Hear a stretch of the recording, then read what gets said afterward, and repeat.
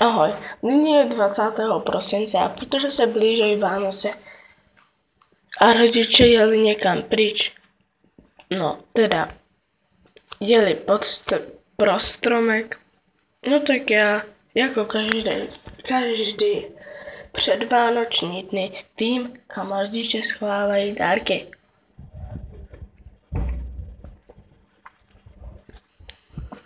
Tady je co? No ty vole, tam jsou jakési hrnce. Tady.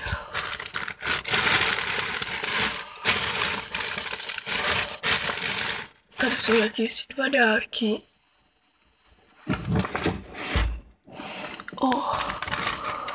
Ty vole, tady jsou nějaké dárky. Tak já jdu objevovat. To krásu. Tohle asi nebude pro mě. Tohle je podle mě poukaz pro Davida.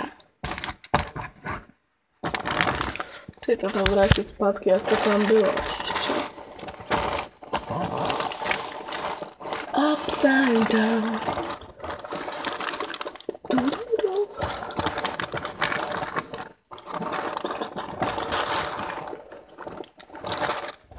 No, snad je to tam tak, jak to bylo. Pak je tadyhle něco. Co je to takové? Asi to je něco měkkýho. Nasnáším nějaký dárky!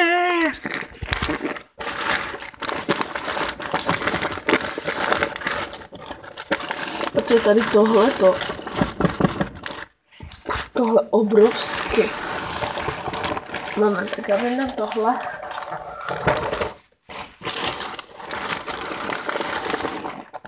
A vyndám tohle. O, džovaču, tam na to. Tady vedle ještě co je? Nějaký dva drobný blbinky.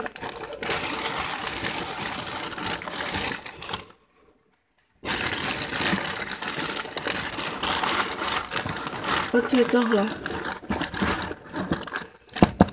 Ty vole.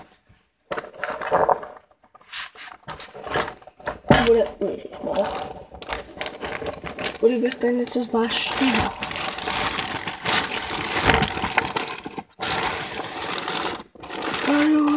Upside down. Já doufám, že to nepoznají.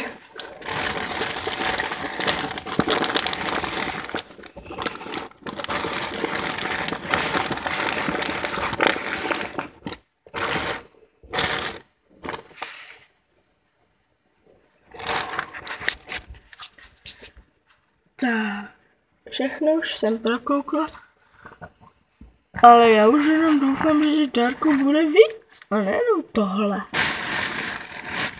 No, už ale doufám, že toho bude více. Ať se nám nehodřou palice.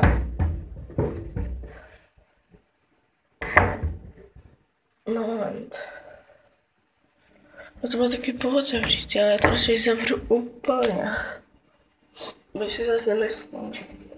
No, tak čas.